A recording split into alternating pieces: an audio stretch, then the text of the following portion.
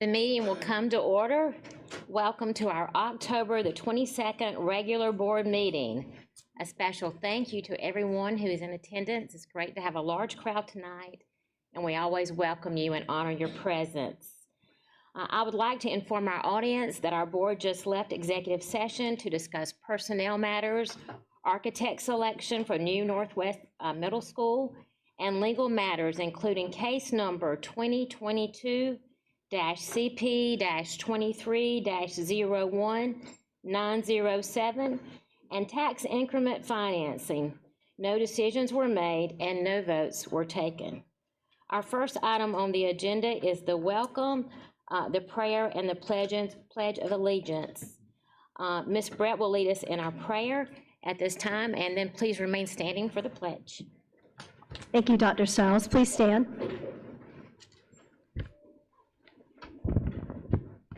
Let us pray. Dear God, I come before you tonight with a heart full of gratitude for your protection and your provision during the recent storms. Thank you for the health and the safety of our community, even as we lift up those who have suffered great loss in this region. Lord, we ask for your comfort and for your peace for those who have lost loved ones and all that they hold dear. Dear God, we pray for the Bush family as they grieve their loss, and may they feel your presence and your strength in this time of sorrow. We also pray for the teachers, administration, students, and this board. Guide us with wisdom, patience, and love as we work together for the good of our schools. May everything we do be in alignment with your will. Amen. Ms. Bush, would you introduce our student guest at this time who will be leading us in the pledge? Thank you, Madam Chairman. Tonight, we welcome Divine Armstrong to lead us in the Pledge of Allegiance. Divine is a 5th grade student at Duncan Chapel Elementary School. According to her principal, Miss Danielle Lee, she is a leader at the school who uses her voice in a positive way to help others. Divine is very knowledgeable about world events and likes to converse with others about them. She's a talented, creative writer and is very conscientious about her work. Her teachers know that her strong work ethic will take her very far in life. Divine is accompanied tonight by her mother, Brianna Armstrong, her sister, her teacher, Deidre Dawkins Jeffries, and her assistant principal, Miss Audrey Bain. And I love your name, Divine. It's so beautiful. Divine, would you please lead us in the pledge now? I pledge allegiance to the flag of the United States of America and to the republic for which it stands, one nation, under God, indivisible, with liberty and justice for all. Thank you, and you may be seated. And thank you again, Divine, for leading us in the pledge tonight, and thank you for being a difference maker at Duncan Chapel Elementary. I want to take just a moment also to thank Mrs. Bush for the beautiful flowers tonight. Not only are they beautiful, but I see some delicious candy treats that we can enjoy afterwards. Thank you, Ms. Bush. Those flowers brighten the room, just as your presence also brightens the room. And Ms. Bush and also Mr. Bush, who's with us tonight, the board would like to extend their deepest sympathy to you and your family on the loss of your beautiful daughter, Stacy. Please know that you're in our thoughts and prayers in this very difficult time. Ms. Bush, you have a lot of guests tonight who are honoring you on your last day in the boardroom, and we have your husband here, Billy. He has something special he would like to give you at this time. I would like to tell everybody my wife has served 28 years on this board.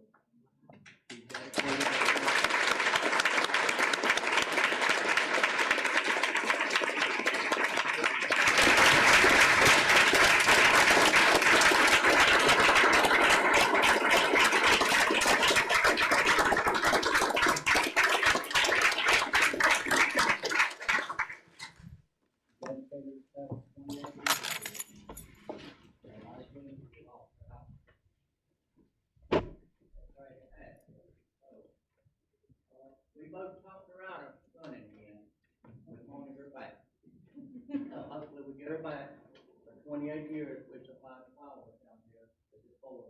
Because we only had. She has done more for children in Greenville County. Yep, she took phone calls when I didn't want her to take phone calls. Trying to help people, but nobody would help. So I am so sad that she's leaving the board, but I'm happy to have her home. Thank y'all for it. I got 28 roses for 28 years.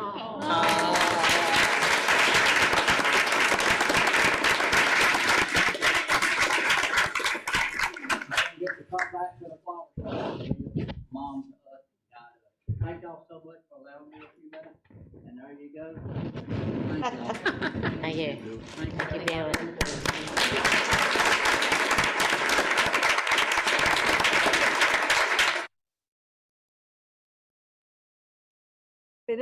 I just want to say the beautiful flowers that y'all have here tonight. Miss Cherie, raise your hand, Cherie.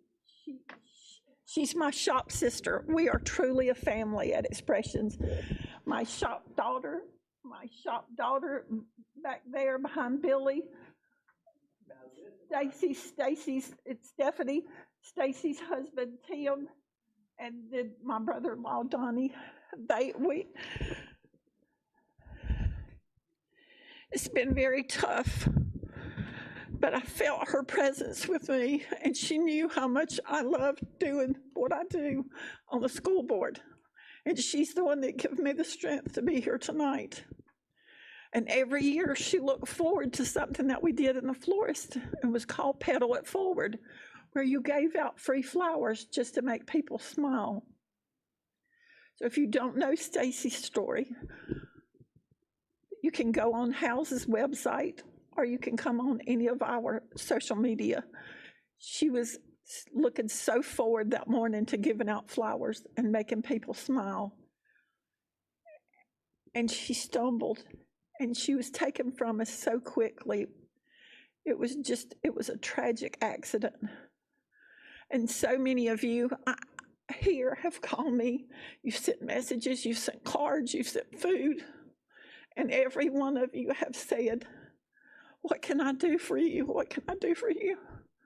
And my message here tonight is that you can love like Stacy did, unconditional. And to your last breath, she was loving people with flowers. So thank you so much. And this was the place she would want me. She was looking so forward to this night. She said, Mom, I get you back. I get you back. So thank you to my family. And thank all of you, because you are a part of my family too. Thank you.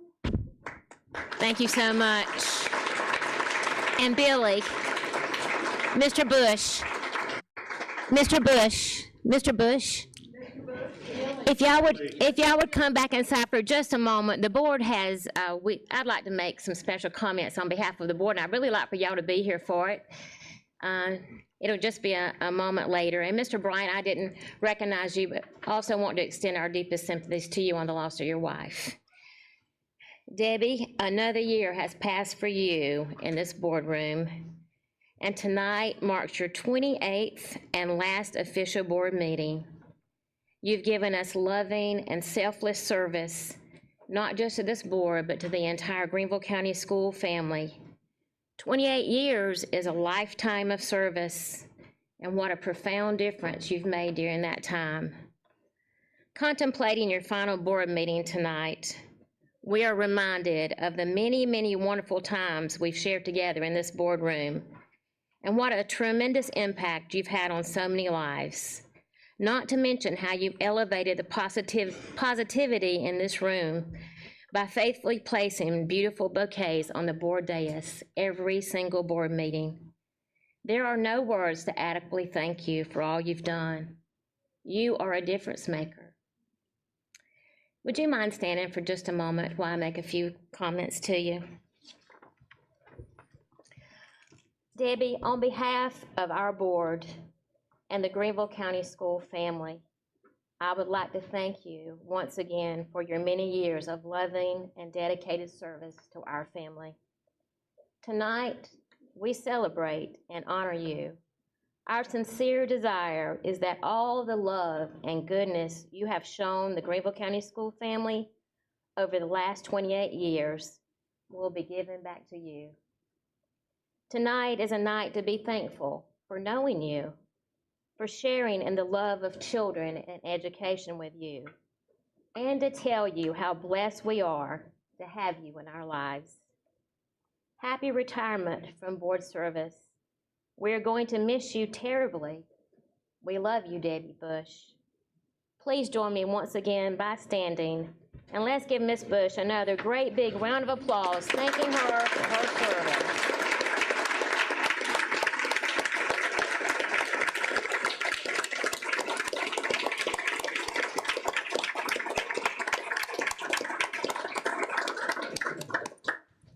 Thank you, and you may be seated. Our next matter of business is the adoption of the consent. Sorry, some guests. Oh, we have some guests. Okay, Miss Leventis Wells, our greeter. Tell me who's here tonight. We have some great guests. Okay. We have the Jack and Jill of America. If y'all would please stand, and I'd also, there, let's give them a round.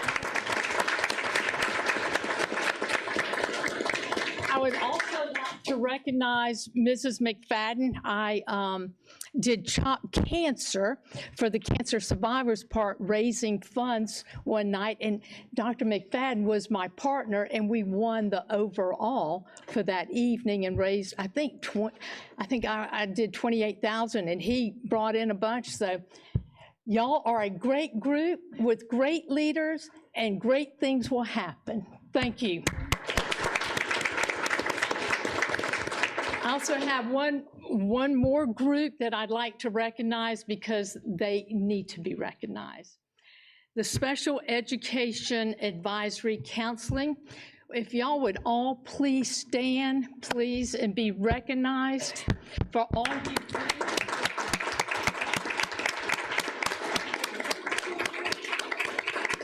Our children, for all the children. Thank you, thank you, thank you, and thank you for being here tonight, and thank you for your mission, and thank you for getting the word out, because without your voice, there would be no voice, okay? Thank you so much. And Velda, it's good to see you. Thank you, Miss Leventis Wells, and thank you once again to everyone who's here tonight. No matter what your position, we certainly do appreciate you again, and we appreciate your presence. Our next matter of business is the adoption of the consent calendar. The consent calendar includes items 2.01 through 2.02. We have a recommended motion from administration. Do I have a maker of the motion? Motion to move to approve the motion. Ms. Leventis Wells has made a motion. Mrs. Doolin has made a second. Any discussion? All in favor of the motion, say aye. Aye. All opposed, no. The motion carries. Our third agenda item is the appearance of visitors, and we have 12 visitors tonight. Ms. Mosley, our vice chair, will be sharing the guidelines for speaking at this time. Ms. Mosley. Thank you, Dr. Stiles. Welcome to those who have signed up to speak tonight before the Board of Trustees, and thank you for your interest in Greenville County Schools. Before we begin, I want to read these instructions. As each speaker's name is called, he or she should proceed to the podium at the end of the board's dais, where there is a microphone and a light system. Each speaker has up to 3 minutes to speak to the board. The light system will be green for the first 2 minutes and will turn yellow when 1 minute remains on the speaker's allotted time. In keeping with board policy KCA, abusive language or personal attacks aimed at students or staff members will not be permitted. All speakers are expected to behave in an orderly and respectful manner. The board will not engage in discussion with the speaker or respond to comments, and the superintendent will designate a member of the staff to respond to each speaker in an appropriate and timely manner. Thank you, Ms. Mosley. Our first speaker tonight is Evan Trammell.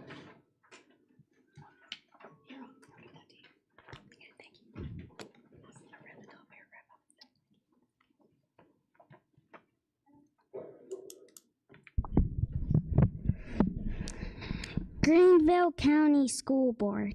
My name is Evan Trammell. I'm in 3rd grade and I got into the challenge program. I think we should stay home the day after Halloween because I think everyone would want that. I want to stay home the day after Halloween because then we can stay up late, go trick-or-treating, eat candy, and play with our families. We can sleep in too. You at least need 8 to 10 hours of sleep. We should stay home the day after Halloween. Thank you.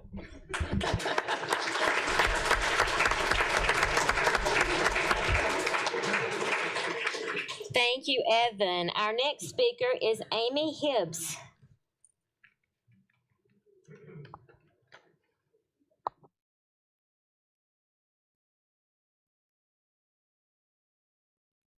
Thank you. Good evening. My name is Amy Hibbs, and my son Caleb is an 8th grader at Rudolph Gordon School, and he receives special education services there. My experience in special education over the last 7 years has been drastically different from my experience in general education with my other 2 children. On September 11th, one day before the tragedy at Bell's Crossing, I received a call that forever changed my life. Caleb's teacher was reported for physical and verbal abuse. His teacher was later arrested for assault and battery. Over the past month, the disability community has experienced tragedy and injustice at some of the top performing schools in Greenville County. I am surrounded by other community members here tonight. We are all wearing blue to represent the disability community across the district. We are united in asking for a call to action to change the culture, the systems, the procedures, and the services provided to special education students. We would like to ask the Board of Trustees to create a policy requiring Greenville County to form a special education advisory council. This council would consist of students with disabilities, their parents, special education teachers, paraprofessionals, general education teachers, school and district leadership, and other community members. The goal of this council would be to identify unmet needs, shape the development of programs and services, improve district culture regarding special education, and improve educational outcomes and well-being for all of our students, including those with disabilities. To create positive and long-lasting solutions, we must include the people that are affected by the identified issues. Special education must be a priority in our district. Please consider forming a special education advisory council so that all students in Greenville County are inspired, supported, and prepared to reach their maximum potential. Thank you, Ms. Hibbs.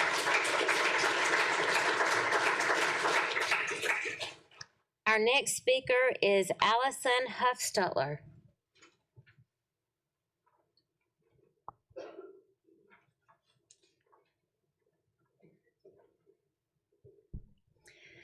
Good evening. My name is Allison Huffstutler. I am a former Greenville County school teacher, and my daughter is one of the 12,000 students in Greenville County receiving special education services. I served on the Greenville County Strategic Planning Committee, and I will never forget hearing Dr. Royster say that GCS has high expectations for all students, regardless of circumstance. As a parent of a child with a disability, I have personally observed and experienced the opposite of high expectations. For example, in 2024, the SC Ready ELA scores showed that only 21% of students with disabilities met or exceeded expectations, compared to the 67% of students without disabilities. For the math scores, only 19% of students with disabilities met or exceeded expectations, compared to 58% of students without disabilities. The scores for students with disabilities are unacceptable. However, they affirm that my daughter's experience is part of a much broader systemic issue. In GCS, students with disabilities are failing, and the district needs to do something. As you know, the current strategic plan focuses on 3 goals. Goal number 1 is student success. The guiding statement for that goal is to deliver high-quality curriculum, instruction, and interventions that meet the needs of each student. This is an admirable goal. However, the SC Ready scores indicate that GCS is not meeting this goal for students with disabilities. Parents across the district have many stories of subpar curriculum, subpar instruction, and subpar interventions. Studies show that parental involvement is directly correlated to student achievement. Parents and students with disabilities want to be involved in creating change and raising expectations, and we should be given a voice and a seat at that table. Systemic change is only possible when we work together and we listen to one another. We are asking the board to create a policy requiring the district to form a special education advisory council. These exist in many states, and those students with disabilities are thriving in those states. So we want to make sure that all students are inspired, supported, and prepared, as your mission statement says. Thank you. Thank you, Ms. Huffstetler. Our next speaker is Terry Lane.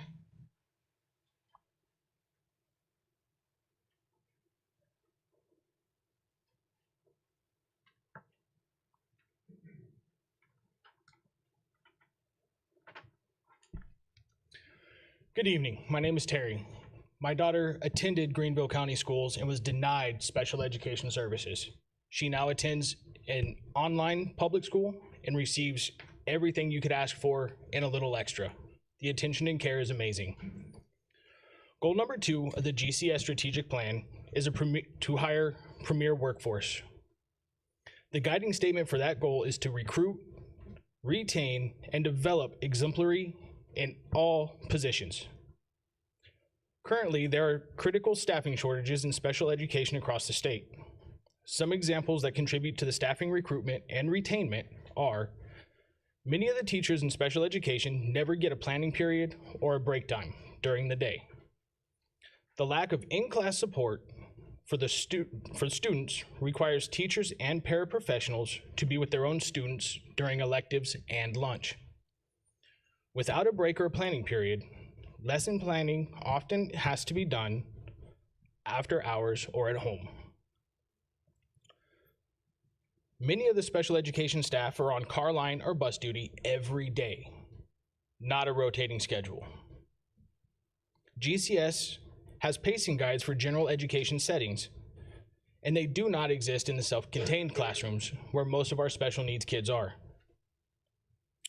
This requires the self-contained teachers to do all of their own planning, and the admin are also not equipped with the needed training about disabilities and how to effectively observe, assess a special education classroom.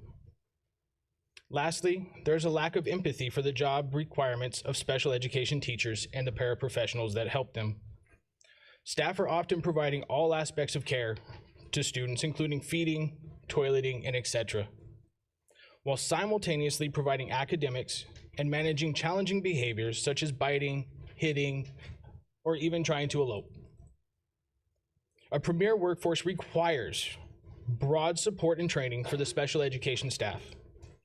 Admin who are present in the special education classrooms should be looked at with getting increased pay and incentives to stay and do these extra challenging jobs. It's time for change, and please consider forming the Special Education Advisory Council so we can help all of the students in the county. We need to make sure that all GCS staff members are supported and prepared to help their students reach their maximum potential. Thank you. Thank you, Mr. Lane. Our next speaker is Alicia Taylor.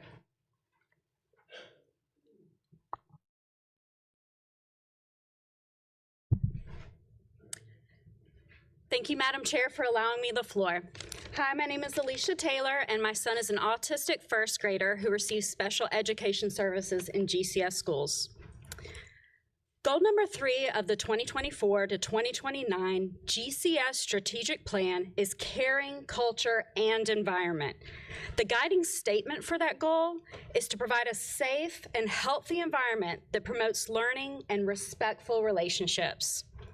National research cited in the strategic plan states that concerns about behavior affects progress on everything from academics to teacher morale. 78% of teachers identify student behavior as a top concern. In addition, safety is a top concern of parents and teachers alike. Administration needs training and support to establish consistent behavioral guidelines and strategies across the district. Behavior management techniques vary greatly from school to school, and seclusion rooms need to be eliminated as an effective behavior management strategy. Seclusion rooms, cool-out rooms, timeout rooms, chill areas to be eliminated. Teachers need more support and training. They need help with behavior management to avoid burnout so they can focus on teaching and less on managing behaviors. There's a lack of training for our paraprofessionals. They need support as well. They often begin working before even being trained on individualized education plans, behavior intervention plans, and behavior in general. Everyone in the school needs to be trained in CPI and practice elopement and medical emergency drills, just like a fire or lockdown drill, for the safety of all children.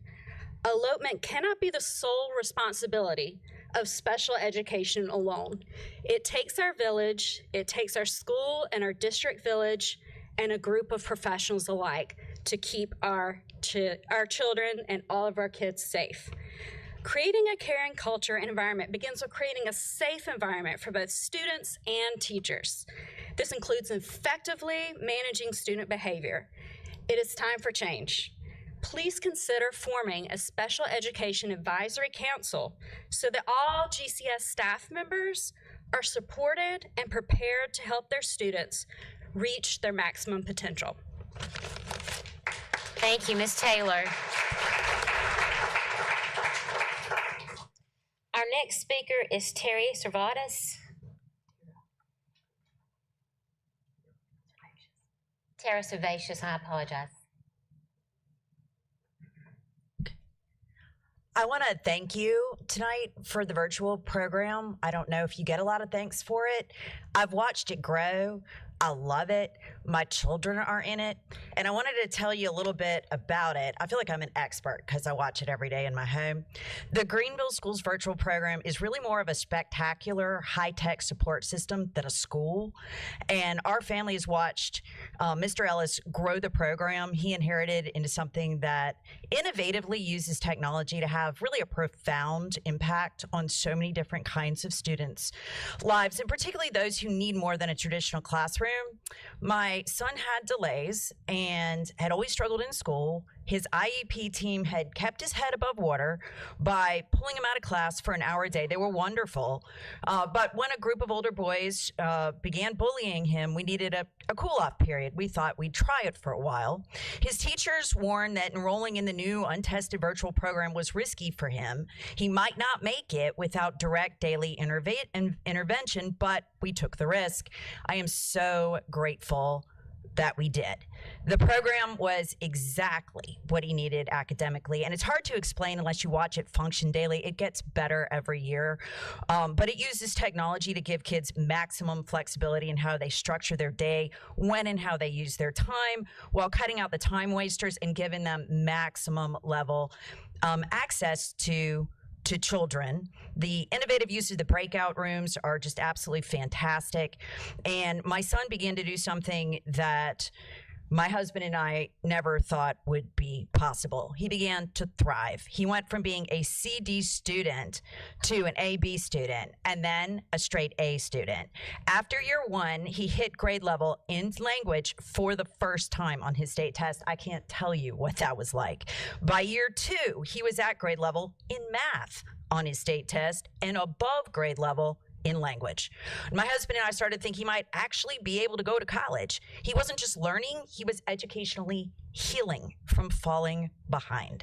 And virtual is not just for kids who struggle. My other son, Gabriel, who is academically gifted, has gotten 2 perfect state and math science exam scores while in the program, which is very difficult to do.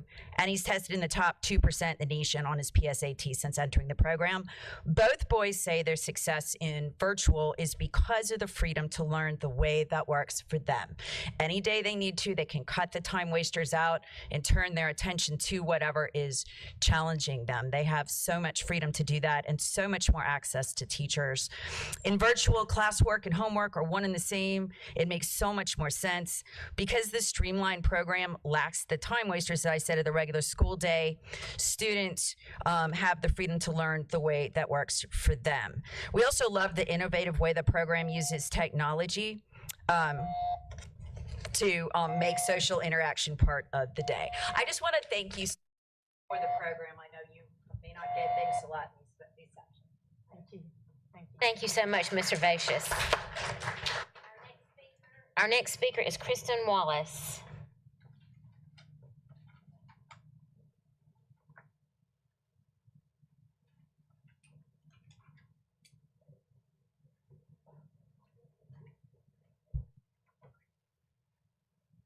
Good evening. My name is Kristen. My child, Kaden, attends Rudolph Gordon and is an 8th grade student and receives special education services. Goal number 3 of the 2024-2029 Greenville County Schools Strategic Plan is caring culture and environment. The guiding statement for that goal is to provide a safe and healthy environment that promotes learning and respectful relationships. The district's attitude and priority of students with disabilities and their families must change. Studies show that parent involvement increases academic success of students with disabilities. Here are some examples of how our culture, environment, and relationships must change. All school-wide activities, like back to school night, must consider and intentionally include students with disabilities. Some special education students receive all their services, like related arts, therapy, and lunch, in their classroom and never leave those 4 walls. This creates isolation for students and staff alike. Newsletters and communication vary greatly from school to school. Some parents rarely receive weekly communication. IEP and 504 meetings are scheduled for 1 time a year, and for parents, this is the only time communication occurs. Parent engagement is dependent upon communication from teachers, therapists, and staff. Parents of students with disabilities often feel overwhelmed by IEPs and 504s. Meetings are contentious and feel like an us versus them instead of a collaboration. In the Rethink curriculum district purchased, there are 438 lessons. However, only 1 lesson discussed disability. In disability history, studies show that disability awareness lessons are critical to the reduction of bullying, stigma, and discrimination. Lastly, we need to provide better SEL and counseling services for our most severely disabled students. They are often excluded from school-wide programs, mental health resources, and counselors are not equipped to support them. Creating a caring culture and environment begins with creating a sense of belonging for students with disabilities and staff, and improving relationships between students, parents, and staff. It is time for a change. Please consider forming a special education advisory council so that all GCS staff members are supported and prepared to help their students reach their maximum potential. Thank you, Ms. Wallace. Our next speaker is Sawyer Killian. Yep.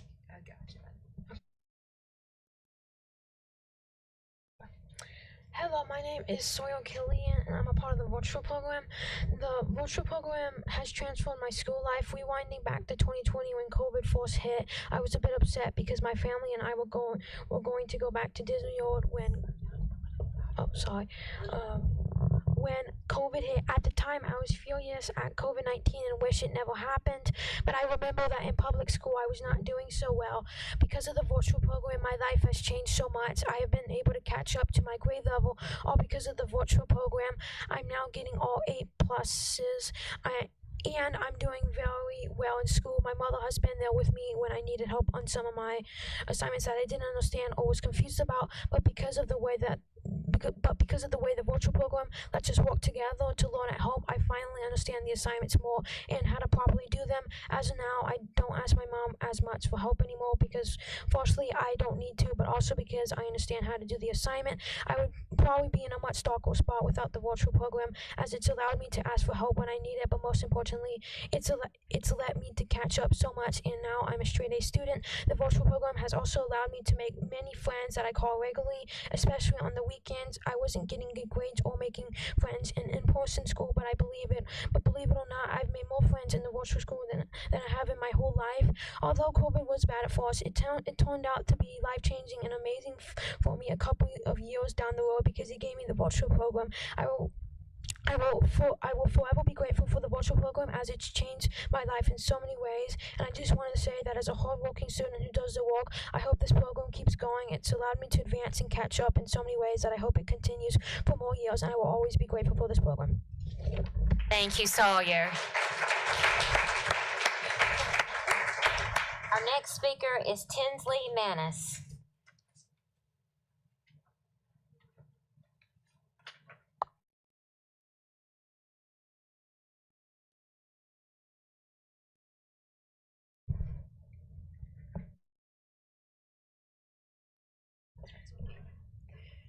Good evening. My name is Tinsley Manis. I graduated from Greenville County Public Schools, and now my son Hart receives special education services through the Greenville County School District. You have heard tonight issues facing parents and educators in special ed. We also outlined how these issues relate to the success of the strategic plan. These challenges reflect systemic issues and as such require a coordinated effort to address. Once established, a special education advisory council is part of the school district, not a private or independent group. It is not a PTA, nor is it a parent support group. Its goal is to address system-level challenges affecting students with disabilities and their families. Together, we can identify areas for improvement and offer solutions that meet the unique needs of our students. While we have discussed the challenges, we also recognize the successes that can be achieved when the proper supports and services are applied. I have witnessed firsthand the positive impact of this support with my own son, and I'm also keenly aware that our experience is not the norm. No one in this room should be willing to settle for such a varied special ed experience across the same district. If a child's ability to receive the support and services they need to access their education is contingent on the parent's ability to advocate for them, then the system is failing, and it's failing our most vulnerable students. Everyone here in blue tonight and in the overflow room represents a parent or a loved one of a child with a disability, or is a community member invested in public education. We are not idealists advocating for a theoretical concept of change or inclusion. We are not dreamers, but rather we are voters who make up a cross-section of our community and all of the different areas of this school district. We are united in our quest to ensure every child, including the 12,000 students with disabilities, can reach their full potential. We are asking for the board to create and support a policy establishing a special education advisory council to create an inclusive and supportive environment for all of our students. Thank you. Thank you, Ms. Manis.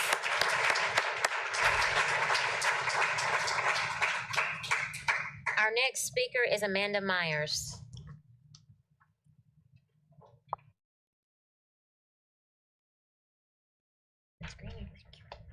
Some of this will be redundant, but I didn't get to say everything last month, so. My daughter is a smart, creative, articulate, and autistic 8-year-old. She was joyful and loved learning, and just weeks into kindergarten at a Greenville County school, however, she started having physical and emotional signs of anxiety. In first grade, her anxiety worsened, ultimately solidifying my decision to keep her home. During this time, I studied her neurology and the accommodations she needed. Autistic children can have autonomic panic responses when their autonomy is infringed upon, they're overwhelmed, or they're uncomfortable, to name a few reasons. These responses may look like flight or flight, freezing, or in my daughter's case, the sillies. She'll laugh and act impulsively in ways that may be mistaken as deliberate misbehavior. In these instances, she needs calm co-regulation from safe adults. Instead, she was publicly shamed, threatened, punished, and told she was making bad choices even during panic attacks. I pleaded for a perspective shift, but the toll on her mental health was severe just partway through first grade. In addition to the school overlooking her needs, there were incidences where the district skipped steps required by IDEA. She was improperly restrained, excluded, her IEP and BIP were not followed, and there was no transparency and minimal communication, and I was lied to. My daughter needed but was denied one-on-one support. She's an eloper, and to make clear how serious her eloping is, I recounted instances of stopping her as she was running into lakes and rivers, and of chasing her when she ran out of buildings. There are 2 ponds 100 yards from her school. I was told we needed more data before one-on-one support could be granted. More data came, including 36 elopement attempts in one 11-day period. Kindergarten year, she ran out the front door before her teacher caught her, and one-on-one support was still denied. Doctors supported my request, but I was told her doctors are not part of her IEP team. Her first grade year, staff did not take the dangers of her elopement seriously, even asking me, have you ever tried just letting her run? When she eloped from the school building and was missing for almost 5 minutes, nobody called me, even though she was wearing a tracker that I could have used to locate her. At pickup, I was told she eloped as if pursued out of the building, up a hill where she went behind a shed and was stopped by a fence. Later, I was shocked to find the truth. She was missing, with a search party looking for her. It took weeks in requesting security footage to get an answer for how long she was missing. When I pleaded again for one-on-one support, I was told it wouldn't have helped because she pulled away from her teacher's hand. I found out nobody was holding her hand. When I asked how she would be kept safe in the future, I was told teachers aren't expected to run after her. The district must take the safety and mental health of our disabled children seriously. They must stop blaming, dismissing, and gaslighting their parents, gatekeeping, and making them beg for adequate supports. There needs to be training for the whole district to view the entire spectrum of behaviors as communication, so struggling children get appropriate, empathetic responses. Viewing disabled children as defiant, manipulative, or just playing games fosters mistreatment and neglect, which is dangerous and harms their mental health. Let's end the days of dismissing and even hiding the evidence when our kids need more support for their very safety, let alone their education. No more smoke and mirrors. We need security cameras in all vulnerable SPED classrooms, and I would support also appointing an advisory council. Thank you. Thank you, Ms. Myers. Our next speaker is Selah Biscoff.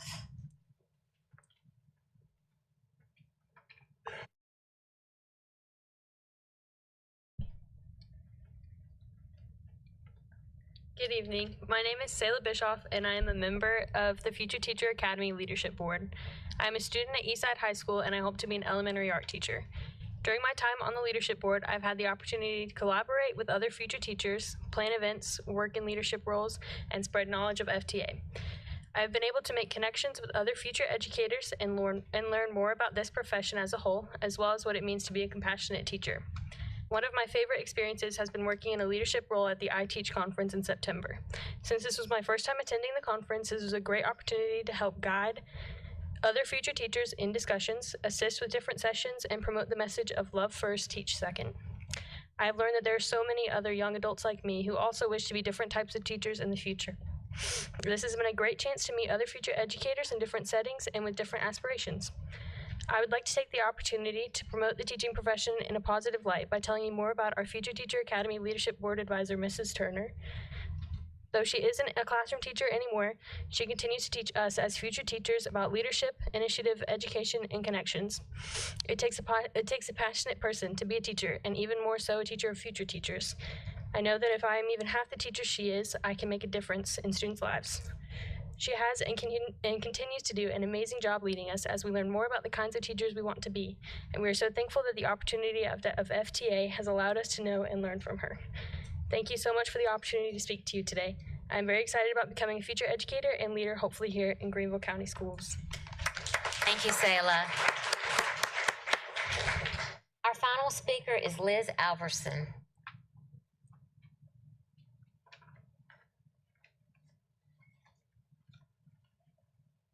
Hi, my name name is Liz Alverson, and I am a member of the Future Teacher Academy Leadership Board. I'm a senior at Riverside High School, and I plan to participate in the Expressway to Tigertown, where I will attend Greenville Tech in the fall and continue the rest of my academic career at Clemson University. During my time on the Leadership Board, I've been able to connect with future educators while being a part of multiple serving opportunities with the community and the public school system. I've been supported both academically and emotionally as I handle a class full of 8th graders that unfortunately found out I was 17. I have immensely grown in my love for the profession and gained respect for all educators that have been in my own life. I've loved giving the opportunity to be a part of Miss Small's 8th grade class, where I work alongside her, lesson planning and creating various projects. One of my favorite experiences has been getting to work with students one-on-one. My inclusion class allows me to have experiences helping students on multiple different academic levels. Even in the frustrating moments, I'm able to look back and see how well equipped I was for these moments thanks to Future Teacher Academy and my ED 1500 class. I've learned that being a good teacher is not some sort of secret talent that you inherit.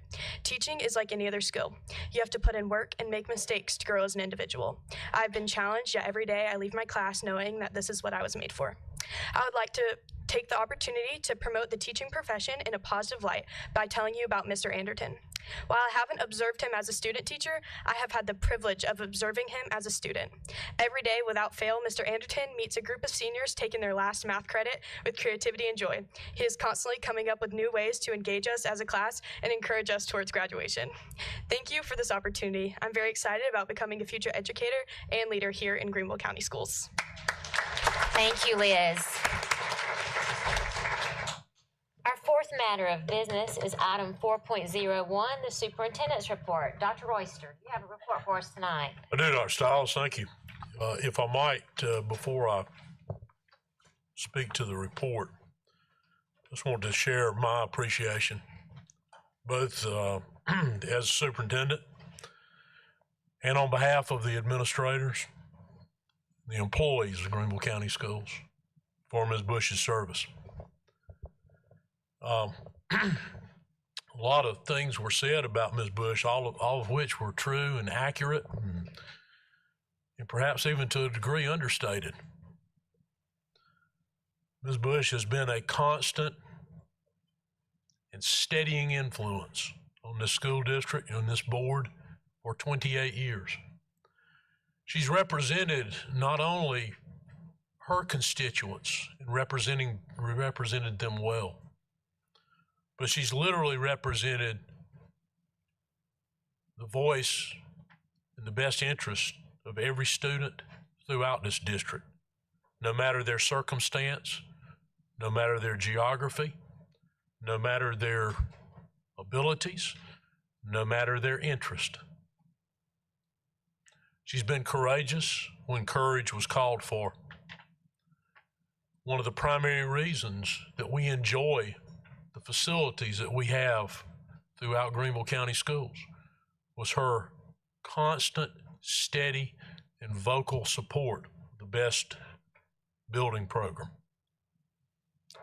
She's been a member of this board during a time in the history of Greenville County Schools where record academic achievement has been attained. She has been a steady voice to support employees throughout the district, no matter what their job or what their role in the school system. She supported those enhanced facilities. She supported increased and better pay, not just for teachers, but for all employees throughout the organization. She has truly made a difference. I think she knows this already, but on occasion, people will come to the board as new board members, and they will ask about, how should I go about the job? What are things what kind of insight might you provide to me? And I have almost always responded to that with, watch Debbie Bush. She knows the issues. She studies the material she's been given. She advocates for the right things in the right way. She lets you know when there's an issue or a problem. And you know that it is an issue or a problem because she's balanced that out before she ever brought it forward. She is a model school board member, a person of great character, conviction, and service. Debbie, your service and your leadership has made a great difference to the young people of Greenville County and to subsequent generations. So thank you for your service. It's been an honor. It has been a true honor to serve this county for 28 years. And the only way I could do it was because my daughter was taking care of business at home. And I can promise you that when the day comes that after the election, my passion and my love for this district and the students in our community will not stop. And I will not be sitting here, but I will be sitting in the most important seats, and that is where you are sitting out there, to make sure that I'm still heard for our kids of Greenville County Schools. Thank you. Thank you all so very much. Thank you, Dr. Royster. Thank you for your friendship, your support, and your service. Thank you.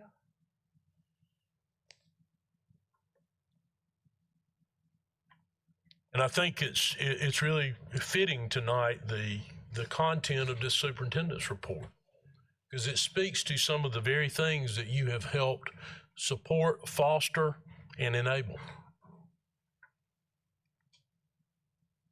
We just got our graduation rate. Greenville County Schools set a record high, the graduation rate of 88.7%.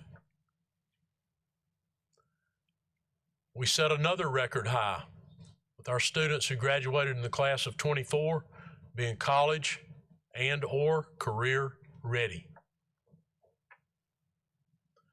Our ranking among the 73 regular school districts in South Carolina is number 8. That's when you compare all measures of student achievement and attainment that are common throughout all school districts in the state, whether it be SC Ready, ACT, SAT, graduation rate, college and career readiness, every measure that is common across all school districts in the state of South Carolina. Again, our graduation rate of 88.7%. Within that, we've had record high subgroup attainment. Students with disabilities, African American students, and Hispanic Latino students. Multilingual learners, students in poverty, and the subgroups listed above, all outpaced the district's overall gains. The short version message in that is we are making progress closing achievement gaps across all those subgroups. We are not where we want to be. We are not where we need to be, but we are making significant progress. And that progress is due to the support, the expectations, and the vision of this board, the hard work of the 11,000 plus employees of Greenville County Schools, the commitment of our students, the support and the partnerships throughout our community between and among the school district, private enterprise, nonprofit organizations, other public entities, post-secondary institutions, and our families. I'm pleased to report this outstanding academic attainment for 2024 to you all tonight and express my appreciation to all of you for your role in that and to all those groups I mentioned before for their role in making this possible. Thank you, Dr. Stiles. Thank you so much. I think that deserves another great big round of applause to everyone.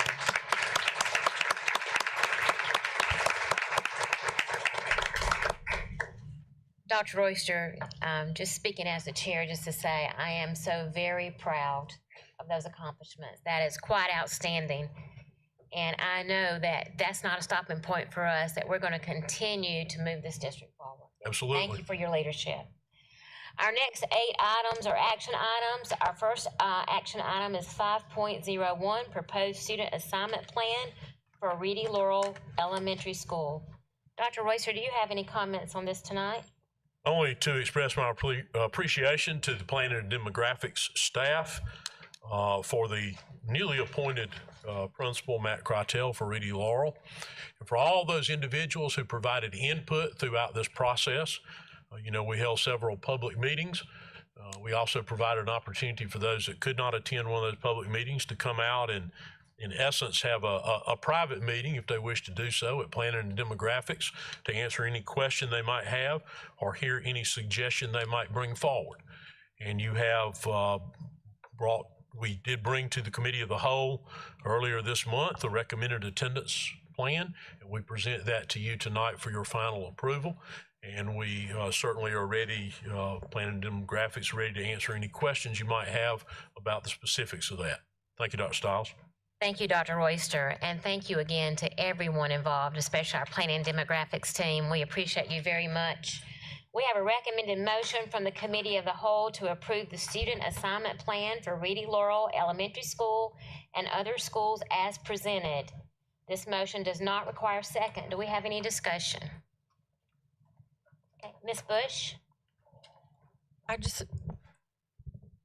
shared this with some of my fellow board members after our Committee of the Whole before this came to the board tonight.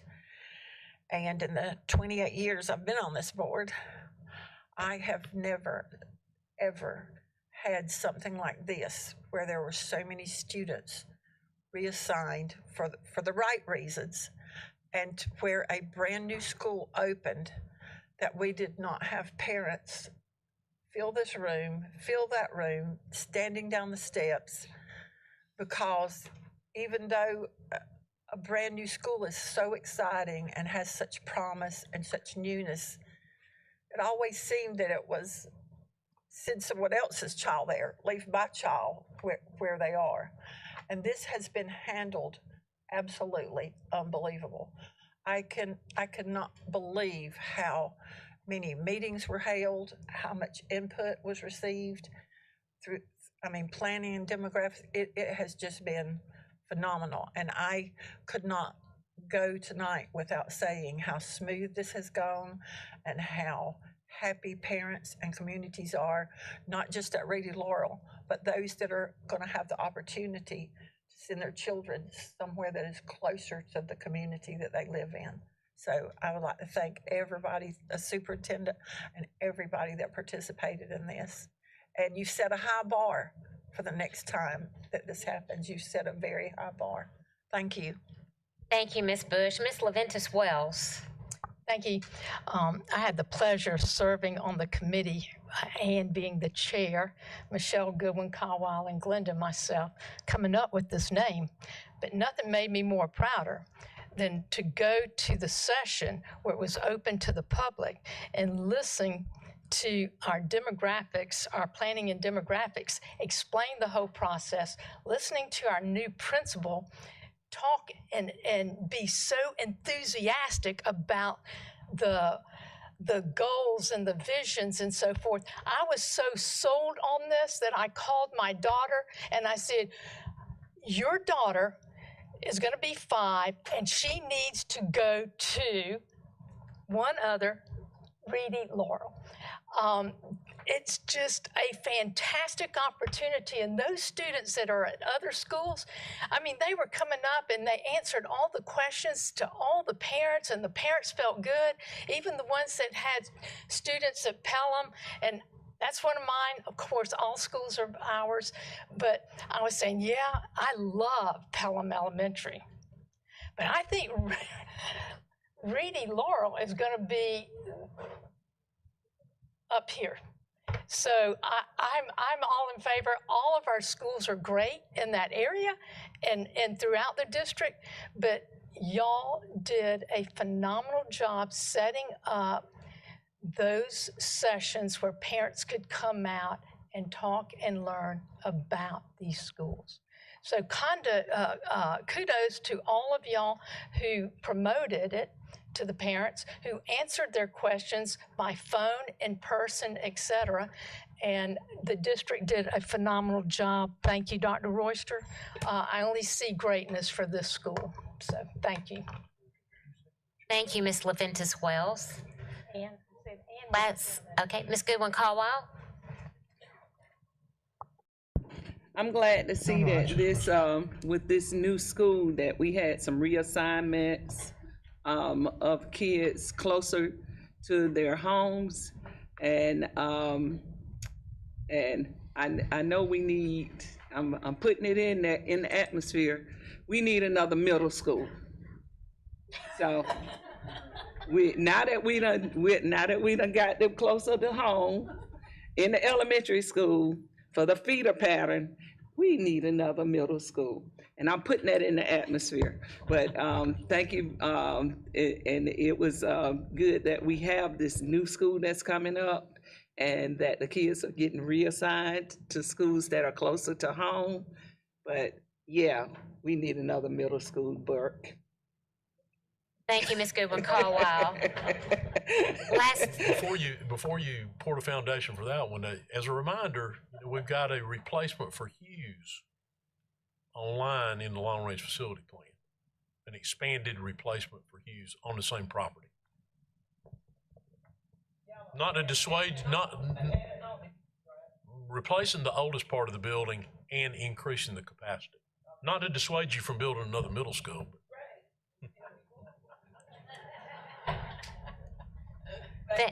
Thank you, Ms. Goodwin Caldwell. Last call for discussion. Okay, Dr. Presley. At the risk of prolonging, thank you to the district for everything that you've done. It has been an absolute pleasure to watch this progress thus far. And Principal Krytel, we are having the most fun watching you in action. Thank you. Thank you so much, Dr. Presley. Being that there's no more comments or discussion, all in favor of the motion say aye. Aye. All opposed, no. The motion carries. Our second action item is 5.02, proposed resolution regarding book fairs. We have a recommended motion from the Advocacy Committee to approve a resolution regarding book fairs. Mr. Sellers, would you like to speak to this item?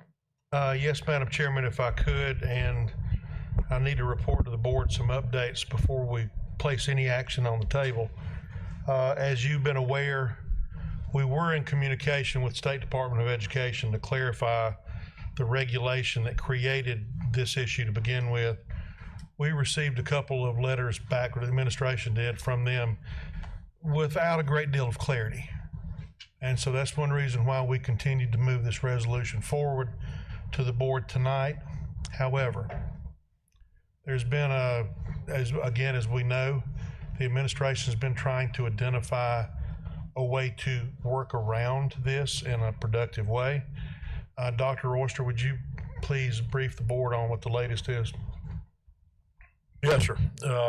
As we announced earlier this school year, we put a pause on book fairs because of concerns around the ramifications of Regulation 43-170 and how our media specialist, perhaps acting in good faith, or another certified employee in the school acting in good faith, being a part of one of these book fairs could unintentionally violate that regulation because of the structure of book fairs. In brief, just as a reminder, book fairs traditionally have been conducted, you employ a publishing firm, an outside vendor, contractor, and they send books to the school. They generally arrive, huge shipment, the day before the book fair. You have no opportunity to vet those books. And although they would send a list of books that they would likely include, they didn't have all those books. They would simply substitute other books in their place without any forewarning. So that created a good bit of concern. So we began discussions with the primary vendors that the district has utilized for several years now. The districts, meaning individual schools, select those vendors, but employed throughout the school district. We now have enough response from at least 2 of them, and we have approached all of them, and it's at various stages in the process I will describe to you. But we have agreements now with 2 that will allow us to remove that pause effective January, because it'll take us a little while to get this ramped up. But those 2 providers, one of which is the largest one that we usually deal with, have agreed to the following in a written agreement between the district and that vendor: that they will provide book list to each participant school 4 weeks out from the book fair. Those lists will be posted on the school's website. We will require a parent's permission to participate in the book fair. We will not allow any substitutions. If something fails to make that list, they don't have that title, there will be no substitution for that unless it can be done at least 4 weeks out, giving the school an opportunity to vet that, to review that. And they have also agreed to accept responsibility that the titles they place on their list will not violate 43-170.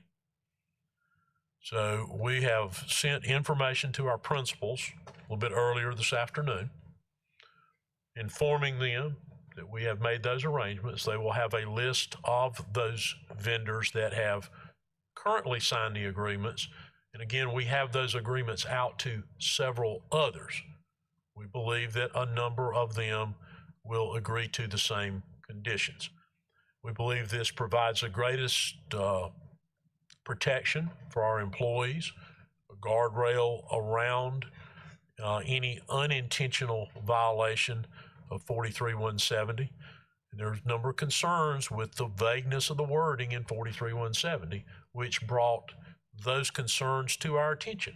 And they were brought to our attention by those employees that have been traditionally most involved with school level book fairs. So we believe that we have a positive path forward, and there should be no reason for schools not to be able to conduct book fairs at their location if they choose to do so. Again, that's a choice schools have traditionally made.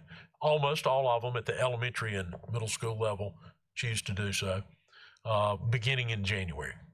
Be glad to answer any question. I think I covered most of the details, but certainly any question anyone might have. Dr. Presley? Dr. Royster, just a quick comment. This blew up a couple of months ago. I believe it was 2. And it is October 22nd now.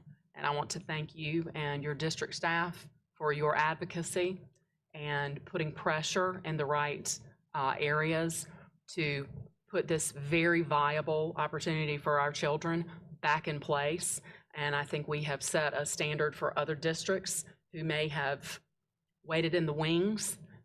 We took a lot of hits for the stance that we took, and now we are positioned with these vendors to provide those guardrails that you just referenced for all of our children. And I thank you from the bottom of my heart. Thank you, Dr. Presley. Thank you, Dr. Presley. Does anyone else have a question or a comment? Ms. Doolin? I need to close it out when you get through. Do you know, have we used the vendors that you've contacted? Have we used those before? Yes. Do they offer trinkets in addition to the books? Because my children are instructed to purchase books, but come home with poof pencils and kitten posters and all the things that small children I love. could not answer that for you. Be glad to get an answer for you. And are you going to continue to have conversations to try and contract with additional vendors? Yes. Do you know how many there are? I believe that we were using about 17 vendors, and we heard from a vendor in North Carolina that we had not used previously, and we sent them the information, agreement that if they wish to be considered. And I believe, my understanding, my last conversation with Mr. McCoy about it, that they are large enough to actually conduct all of them. So they're a large vendor as well. Thank you so much for handling this. Sure.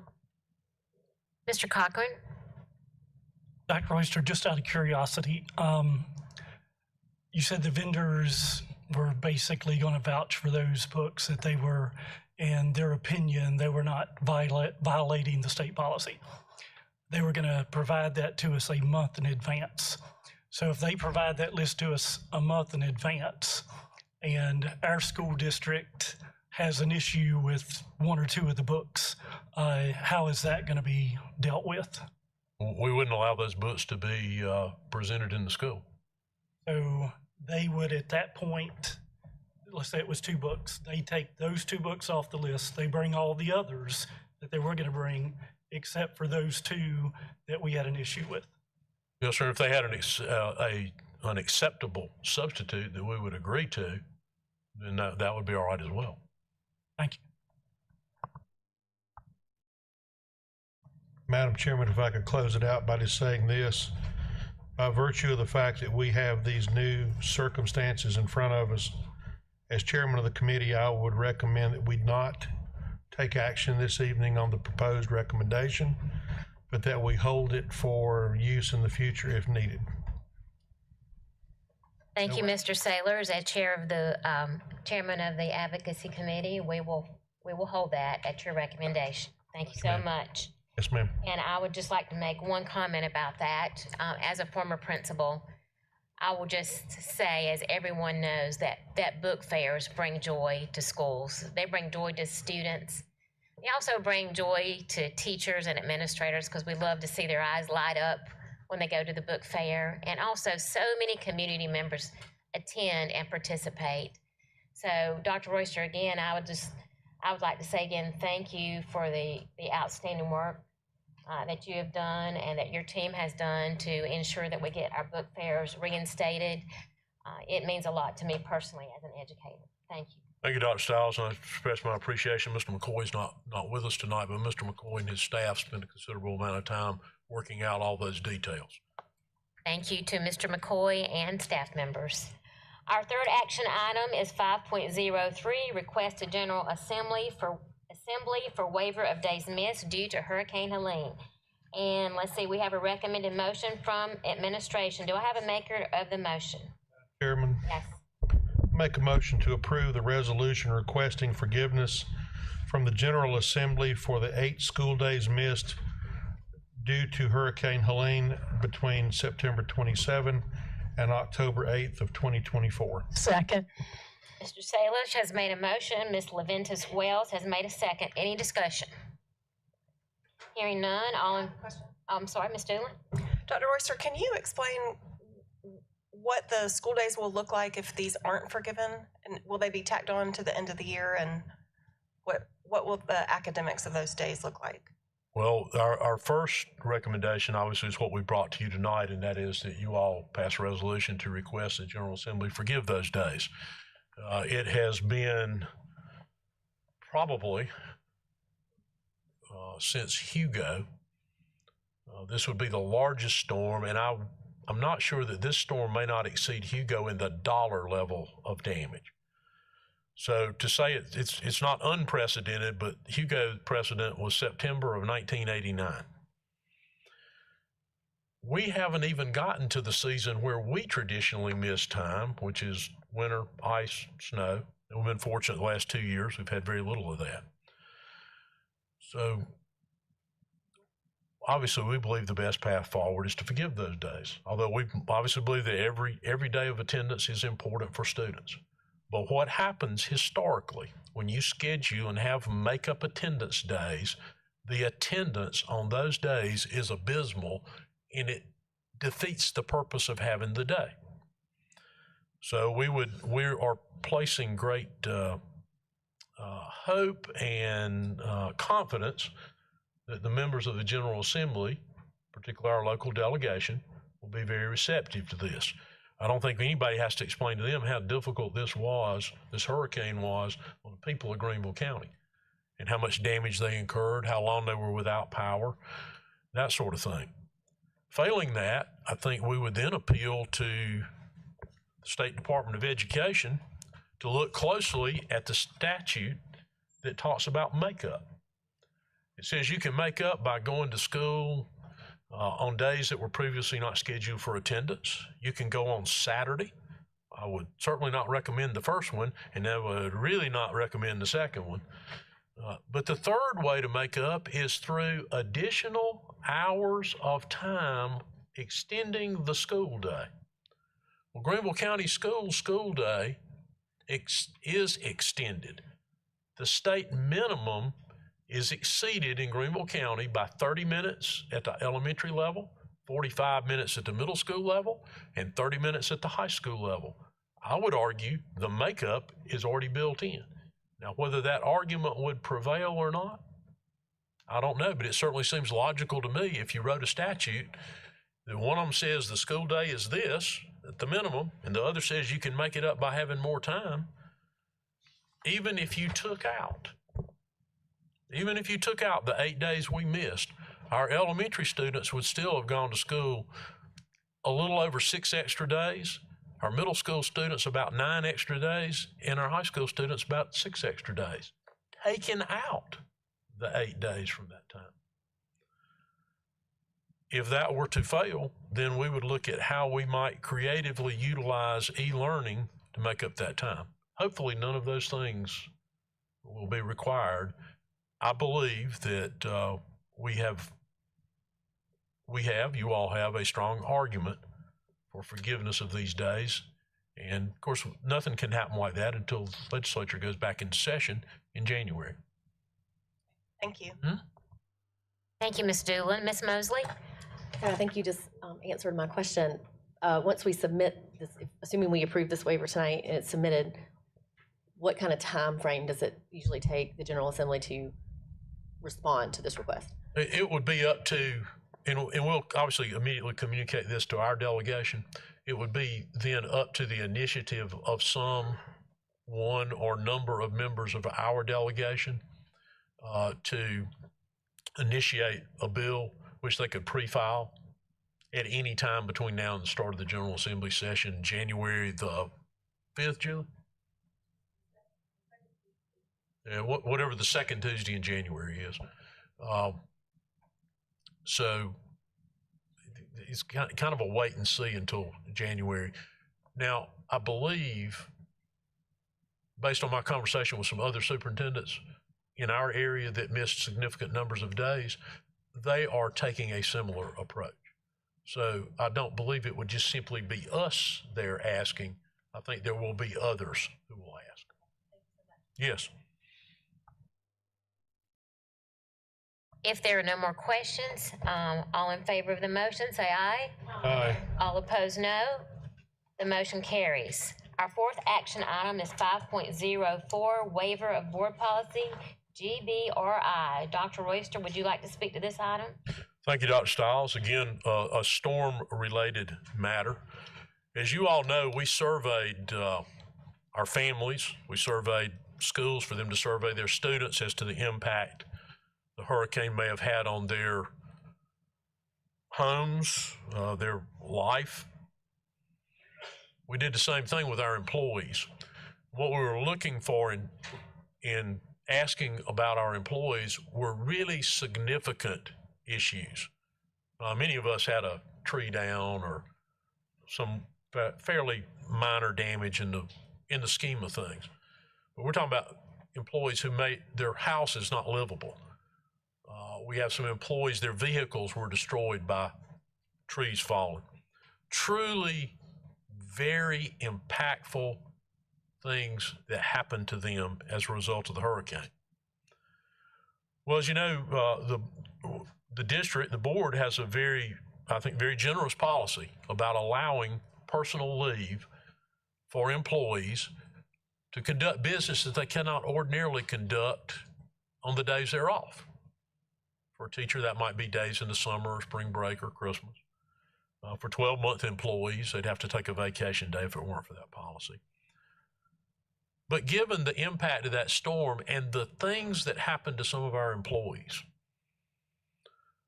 what I requested of the board is to allow us being either myself or the deputy superintendent in my absence, to grant up to 6 additional personal days to count against the employee's sick leave, just like the 4 they receive now, 3 for 12-month employees, 4 for less than 12 months, to deal with extenuating circumstances brought about by the hurricane. In our getting data back from our employees, it would appear that those kind of circumstances are affecting somewhere between 1.5% to 2.5% of our employees, some of whom may not need additional time to address it, others who may. And right now, if they exhaust their personal leave, if they have no other option because it's not an illness, they would be docked a day's pay if they had to take another day. And as you can imagine, the kind of circumstances, if you lose your home, and the one thing, the competition for somewhere to go right now. If you lose your car, how does that impact your ability to get where you need to be? And, you know, some people have good and adequate insurance coverage. I've got insurance. Took the adjuster 3 days shy of a month to get there. 4 days shy of a month to get there. So there's all these circumstances that our employees are facing. This is a way for us to help them deal with those very extenuating and unusual circumstances. This is a request for a temporary waiver, the waiver being good so long as there is a storm-related need for it. I'd be glad to answer any question that anyone might have about that. Thank you, Dr. Royster. We have a recommended motion from administration. Do I have a maker of the motion? Madam Chair, I'll make the motion to waive board policy GBRI through June 30th, 2025 to allow the superintendent or deputy superintendent to grant employees up to 6 days of personal leave to be deducted from the employee's sick leave in addition to the amount already provided in the policy to address significant losses as a result of Hurricane Tropical Storm Helene. Second. We have a motion from Mrs. Mosley. We have a second from Ms. Morrison-Fair. Any discussion? Ms. Leventis-Wells. Dr. Royster, you were stating that we build in so much time during the day, a school day, for our students. How much was it? 15, 30 minutes? What was it? It's 30 minutes above the state minimum at elementary, 45 minutes at middle school, and 30 minutes at high school. So would that apply to those that are level or ground level employees, that they too are working that overtime? Because everyone's time schedule in the district is 7.5 hours a day, except for maintenance and custodial, and they work an 8-hour day. Because I think, I've heard from so many of these employees that you were talking about the insurance coming out, taking almost a month to get there. If a tree falls from somebody else's yard, you're responsible, blah, blah, blah. These people are that custodians, food services, the list goes on, bus drivers, everybody. They have dealt with so much trauma. We lost our power for 9 days. Okay, I dealt with it, but I didn't have to worry about working and going to a job because we postponed the school board meeting. They're just circumstances that we have no control over. It's not like I could use annual leave for this. It's not like I wanted to go on vacation during this time. It's not like I planned for this to happen. This happened out of anybody's control. And yet, these people are going to be penalized. I know you're saying they can use their personal leave, but you know, sometimes emergency situations come up in their lives, and that's for them to use for those purposes. This, I just feel like if we are forgiving administrators, teachers, etc., I just think this should be across the board. I just truly believe it. We have approved a budget to cover all of these year-round salaries, etc. I know what the state says, but there comes a time when you have to show the value for these employees and that you support them no matter Excuse me, Ms. Leventis Wells, let's stick to the motion on the floor. Our discussion should revolve around that. Thank you. Well, what I'm saying is we're asking to deduct from the employee sick leave. And I'm saying I'm not going to vote on this motion because I think it should be much more and that we should look at another avenue where we include all employees. Thank you, Ms. Leventis Wells. Do we have any more discussion? Ms. Goodwin-Caldwell? Dr. Royster, I wanted to ask about is food service included in this, or are they a separate entity? They would be included in this. They accrue sick leave and personal days just like all other employees. Because I did. Also, I got calls from people from the food service, some food service workers that said that they were not going to be paid for those days. They've actually all been paid. Every employee in this district was paid, and they were paid on time and what they would normally expect to make in that pay period. Well, I just wanted that out Yes, there on ma'am. the record. You said it.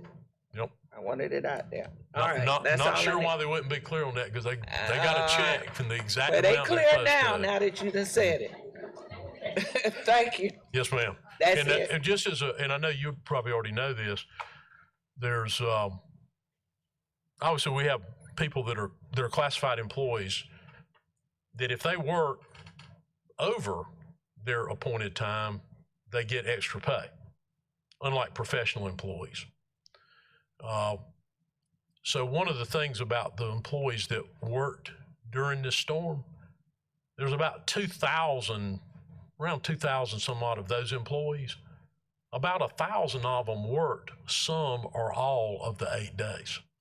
So there's an issue there with making sure we're being equitable with all of them. But Well, everybody got paid on time what they're supposed to be paid. It said that they were required to work. So if they were not able to work, how do you forgive that? No, we don't. Or they were forgiven 2 days. All employees in the district were forgiven 2 days.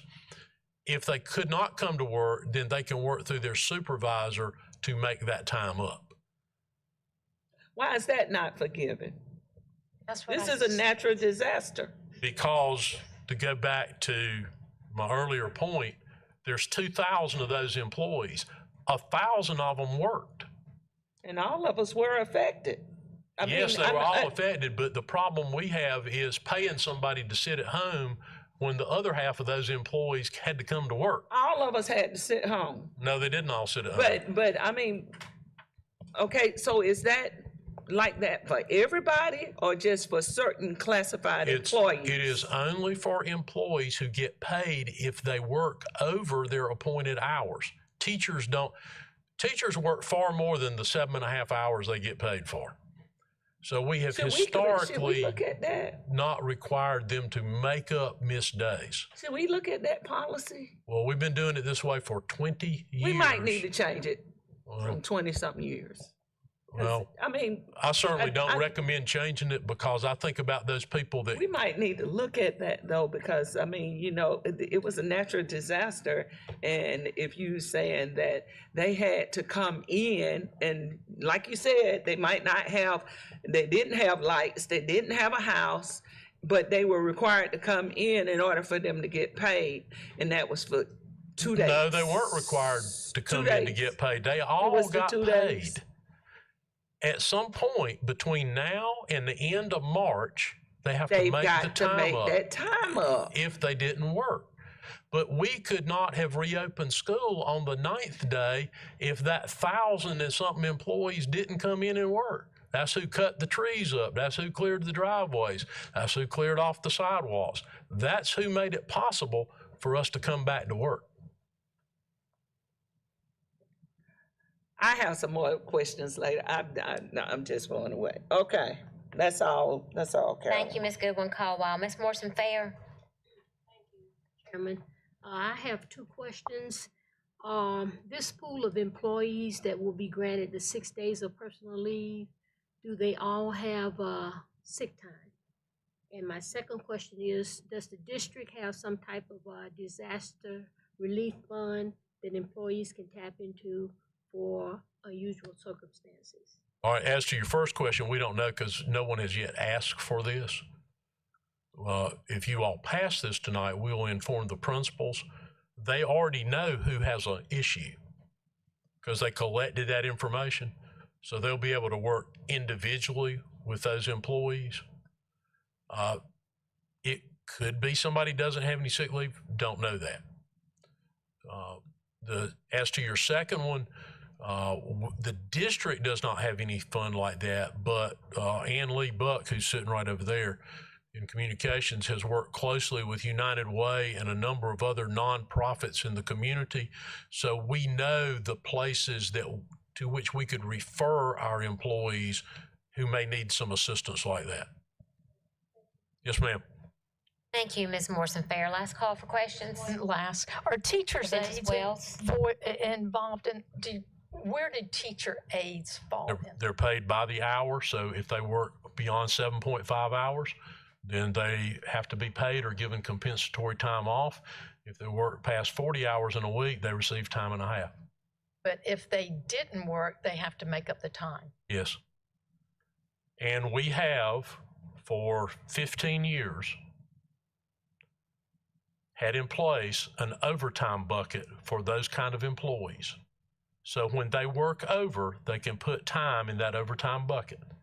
And if we shut down, they can draw that time out and not have to make up. And that was set up almost 15 years ago because of this very issue. But if they have children that they have to pick up and they have other responsibilities, they probably haven't been able to put in. Ms. Leventis Wells, let's stick to the motion, please. I'm just trying to make a statement here. Thank you. All right, any other questions or discussion? Hearing none, all in favor of the motion say aye. Aye. All Aye. opposed, no. The motion carries. Our fifth action item is 5.05, innovative course approvals. Dr. Royster, would you like to speak to this item?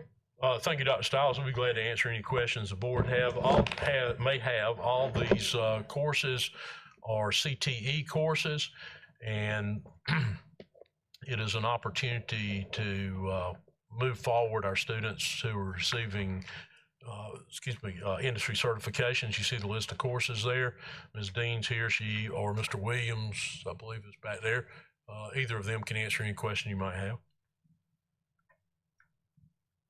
All right, we have a recommended motion from administration. Do I have a maker of the motion?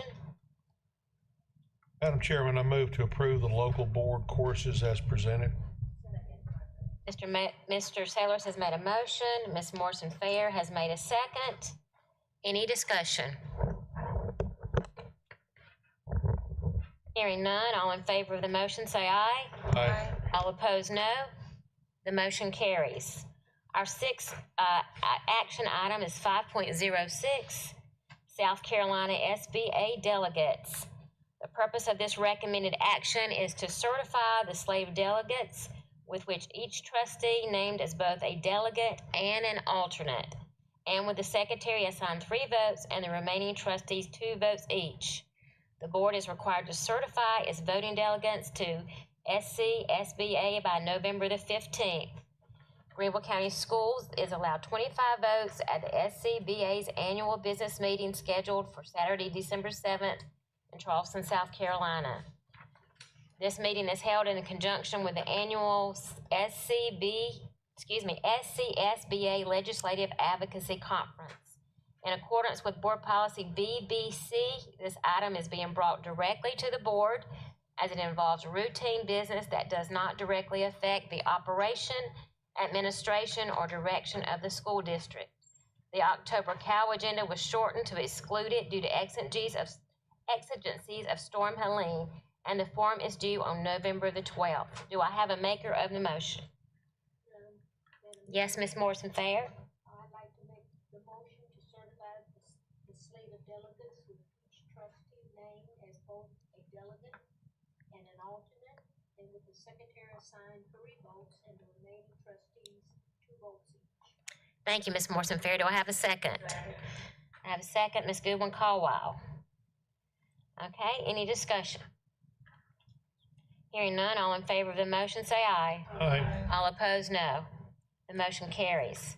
Our next action item is 5.07, audit firm for procurement audit. Dr. Royster, would you like to speak to this item? Thank you, Dr. Stiles. You all may recall that we're required to conduct a procurement audit every 3 years.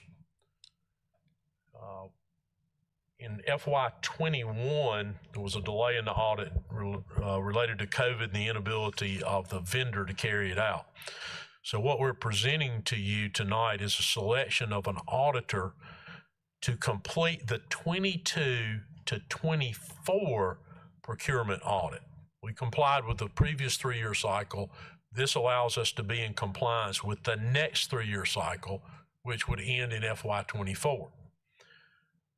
Further, the selection process, we issued an RFP for a 1-year audit for FY25 with the provision that that could be extended annually for up until 29.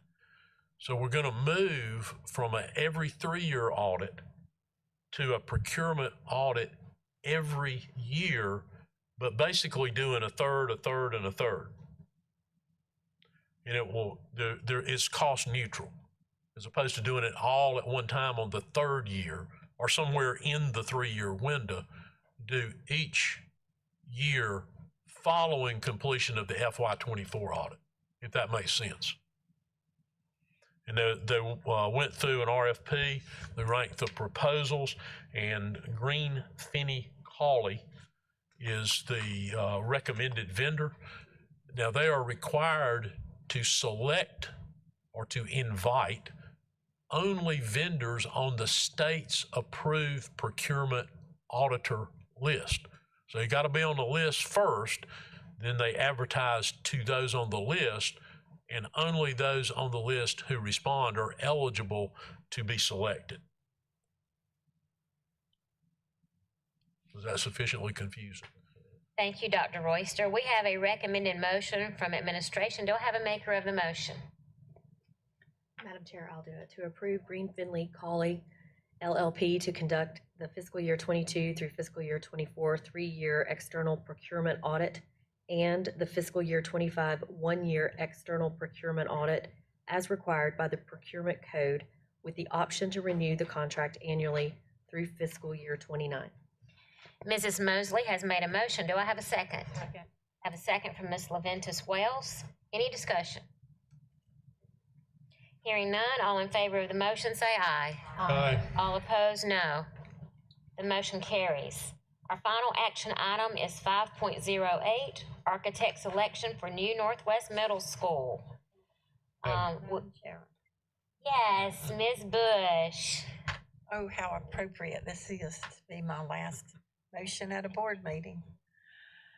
I move to approve the architectural firm with which successful fee negotiations are achieved for the new Northwest Middle School.